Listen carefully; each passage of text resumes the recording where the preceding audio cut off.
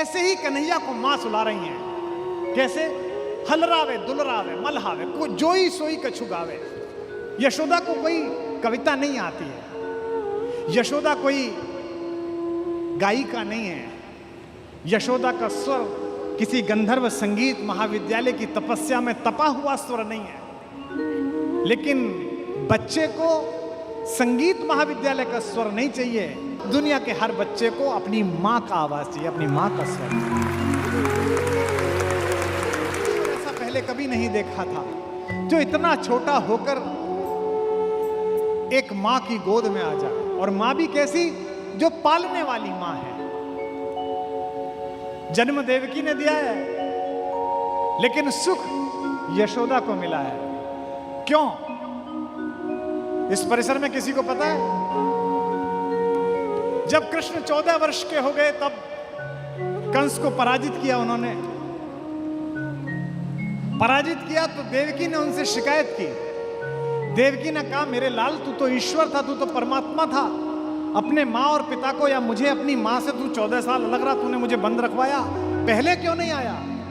तो मुस्कुराते हुए मुरलीधरन ने कहा, माँ हिसाब बराबर हुआ, पिछली बार तूने मुझे 14 साल के लिए बाहर निकाल दिया था, इस बार मैं तुझसे 14 साल के लिए बाहर हूं।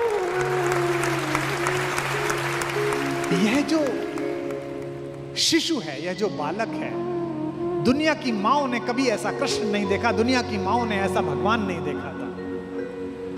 सूर लिखते हैं कि पालने में झुलाती हैं माता, और क्या गाती हैं? कभी भी बच्चे को खिलाते समय कोई भी मां सही लोरी नहीं गाती है। अगर बच्चे आप में से कुछ लोगों ने जरूर पाले होंगे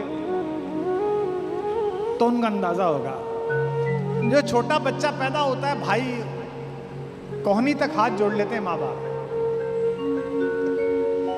एक तो वो फोनेटिक समझता है, उसको सुलाते समय कोई लोरी गाने की जरूरत नहीं है, आप कुछ भी गा दो, बस वो रिदम में होना चाहिए। मेरी बड़ी बेटी जब छोटी थी तो हम दोनों कॉलेज में पढ़ाते थे राजस्थान में, तो मेरी श्रीमती जी क्लास पढ़ाने जाती थी तो इतनी देर मैं रखता था उसे, फिर वो क्लास पढ़ा के आती थी तो वो रखती थी, तो पहले क्लास उनकी पढ़ती थी, तो वो जग जाती थी, उसे पता था माँ जाने वाली है, तो मैं उसको गाना सुनाता था। उसका घर में नाम था पोयम, तो मैं उसे सुनाता था, पोयम रोना ना, पोयम रोना ना, और मैं इसमें सुनाता था, मम्मी जाएगी तो अपने नैन भिगोना ना, पोयम। वो इतनी तेज हो गई थी, उसे पता लग गया था कि ये वाला गाना तब गाया जाता है कि जब मम्मी जाती है। तो एक दिन उसने बड़ा अद्भुत काम किया, मैंने उसको कहा पोयम रोना ना, तो उसने मेरे मुंह पे हाथ रख दिया, बोला ना रोना, आपके कहने पे चुप नहीं होंगी। ऐसे ही कन्हैया को मां सुला रही हैं। कैसे? हलरावे दुलरावे मलहावे को जोई सोई कछु गावे। यशोदा को कोई कविता नहीं आती है, यशोदा कोई गायिका नहीं है, यशोदा का स्वर किसी गंधर्व संगीत महाविद्यालय की तपस्या में तपा हुआ स्वर नहीं है। लेकिन बच्चे को संगीत महाविद्यालय का स्वर नहीं चाहिए, दुनिया के हर बच्चे को अपनी मां का आवाज चाहिए, अपनी मां का स्वर। और देखना सूर कितना सुंदर वर्णन करते हैं। दुनिया की हर मां क्या कहती है बच्चे को सुलाने के लिए? शिकायत किससे करती है? ये नहीं कहती कि ये नहीं सो रहा, किससे शिकायत? नींद से शिकायत करती है कि तू नहीं आ रही, निंदिया रानी जल्दी आ जा, उससे कहती हैं। सूर ने कितना सुंदर वर्णन करा है।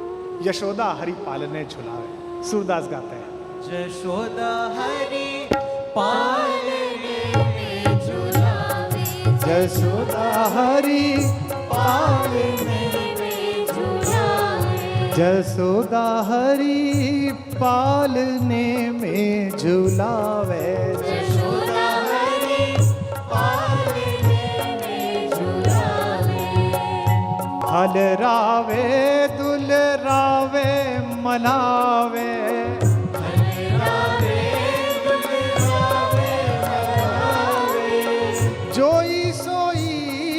चुगावे यशोदा हरि पालने में झुलावे यशोदा हरि पालने में झुलावे। फिर क्या कहती है नींद से, मेरे लाल को आओ निंदरिया, मेरे लाल को आओ निंदरिया, मेरे लाल को आओ निंदरिया, मेरे लाल को आओ निंदरिया।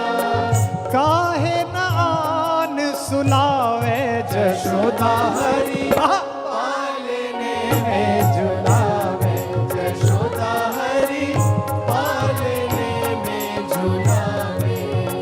तू काहे नहीं बेगही आवे, तू काहे नहीं बेगही आवे, तो को कान बुलावे जशोदा हरि पालने में झुलावे यशोदा हरि पालने में झुलावे।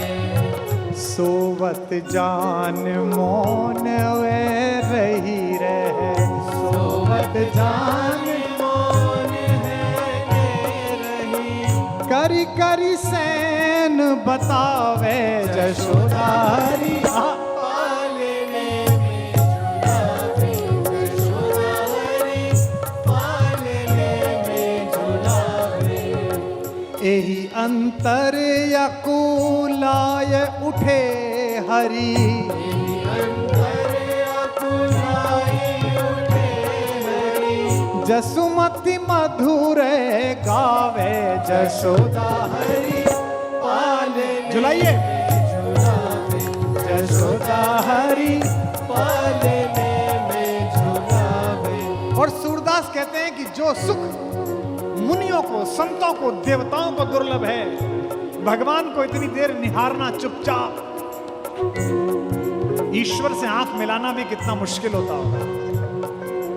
जब सूरज से आंख नहीं मिला सकते जो भगवान का सेवक है, तो भगवान से कोई कैसे आंख मिलाता होगा। लेकिन अगर भक्ति इतनी प्रचंड हो तो आंख मिला सकते हैं, निहार सकते हैं, जैसे यशोदा निहारती है। जो सुख सूर अमर मुनि दुर्लभ, जो सुख सूर्य अमर मुनि दुर्लभ, सोनंद भामिनी पावे जशोदा हरि हाँ।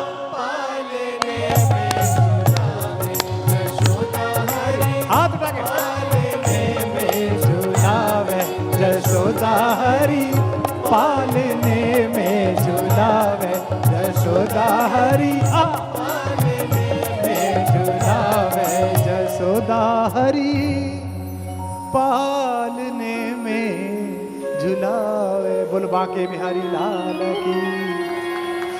राम के बचपन की कहानी नहीं है, पूरी राम कथा पढ़ लीजिए, 15-20 छंद मिलेंगे राम की कहानी। अयोध्या के राजा के आंगन में टहलते हुए, घुटनों के बल चलते हुए 2-3 छंद मिलेंगे। और कृष्ण आहा बचपन ही बचपन, ये हो गया वो हो गया। ये एक कार्टून करेक्टर आया था पालक खाने वाला, क्या नाम था उसका? पोपोय। वो पालक खाता था और उसमें बड़ी शक्ति आ गई, तो सारी माएं अपने बच्चों को पालक खिलाती थी कि देखो पोपोय जैसे बन जाओगे। होता है ना। अब कन्हैया भी ऐसे ही करता है, तो दूध नहीं पीता। अच्छा, जिनके दूध हो रहा है, घर ही हीरों का है, नंद बाबा तो 80,000 गाय, तो घर में दूध है, शुद्ध दूध है, तो माँ कहती है दूध पी। बोले इससे क्या होगा? उस समय में पुरुषों के लिए आकर्षण का विषय उनकी चोटी होती थी, तो माँ कहती थी तेरी चोटी बढ़ेगी। तो सूर्य ने कितना सुंदर दृश्य पैदा किया, एक हाथ से चोटी पकड़ रही है और एक हाथ से गिलास, और पी रहे और कह रहे हैं तो बढ़ी नहीं। मैं कितनी बार मैंने दूध पी लिया। मैया कबहू बढ़ेगी चोटी, मैया कबहू बढ़ेगी चोटी, मैया कबहू बढ़ेगी बढ़ेगी चोटी मैया कब बढ़ेगी चोटी। इतक बार मोए दूध पियत भई, इतक बार मोए दूध पियत भई, इतक बार मोहे दूध पियत भई, इतक बार मोहे दूध पियत भई। यह अबहू है छोटी ओ मैया मेरी, कबहू बढ़ेगी चोटी ओ माई मेरी, कबहू बढ़े। ये जो ऐसा बच्चा है ये इससे पहले विश्व ने नहीं देखा था। कृष्ण की बचपन की इतनी कहानियां, मुझे लगता है कि जो बचपन राम न जी पाए उसे जीने के लिए वो कृष्ण के रूप में वापस आए।